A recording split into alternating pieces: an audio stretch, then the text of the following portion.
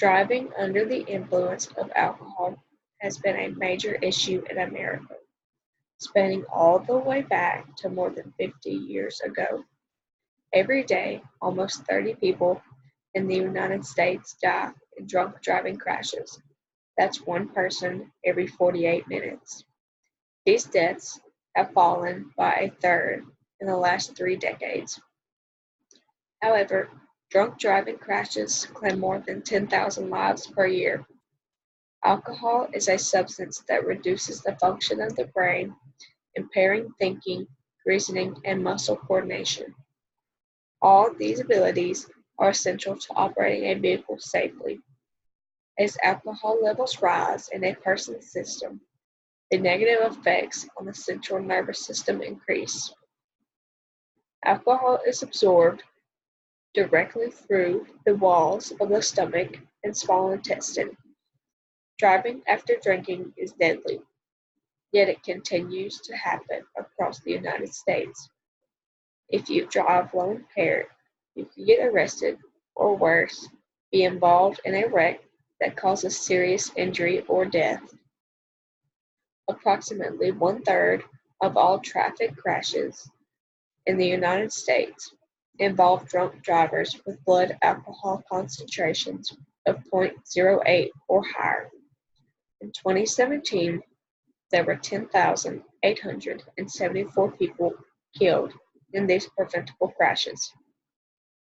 In fact, on average, in the 10-year period from 2006 to 2016, more than 10,000 people died every year from drunk driving crashes. In a recent year, there were a total of 1,149 children ages 14 and younger who were killed in motor vehicle crashes. Of those, 17% of fatal traffic accidents, an alcohol-impaired driver was involved. Also, another 29 children who were either pedestrians or bike riders were struck by drunk drivers with a blood alcohol concentrations level of 0.08 or greater.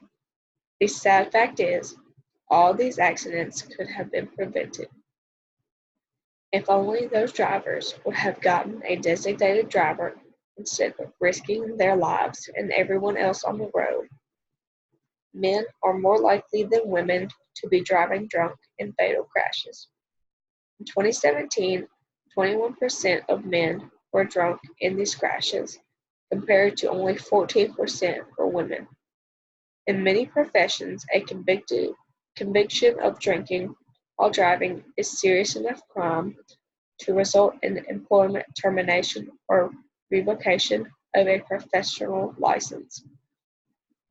If you are found guilty of drinking and driving, this information will be displayed on your criminal record and could be viewed by future employers and others who require a criminal background check. This proves that drinking and driving not only can harm you physically, but can ruin your career as well. There are lots of ways for someone to avoid drunk driving.